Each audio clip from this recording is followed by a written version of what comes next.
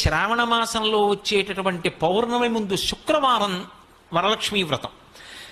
ఆ రోజు తిథితో సంబంధం లేదు, వారంతో సంబంధం. ఏ తిథి ఉంది, ద్వాదశి ఉందా, త్రయోదశి ఉందా, చతుర్దశి ఉందా, లేకపోతే ఏకాదశి ఉందా, పంచముందా, సప్తముందాతో సంబంధం లేదు. చివరికి వచ్చేస్తుంటుంది శుక్లపక్షం. పౌర్ణమి ముందు శుక్రవారం ఏమొస్తుందో ఆ శుక్రవారం నాడు వరలక్ష్మీ వ్రతం చేస్తారు.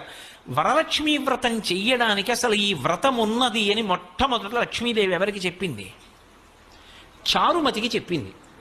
తెల్లవారు లేస్తే మనం కథ చదువుతాం. చారుమతి ఆ మాటకు అర్థం ఏమిటి? నిజానికి అద్భుతమైనటువంటి పేరు, ఆడపిల్లలకి పెట్టడానికి పరమయోగ్యమైనటువంటి పేరు చారుమతి. ఎంత చక్కటి పేరు! చారు అంటే సత్, మంచి అని, చాలా చక్కటి ఆలోచన కలిగినది, విశాల బుద్ధి కలిగినది. మతి బుద్ధి, మంచి బుద్ధి కలిగిన పిల్ల.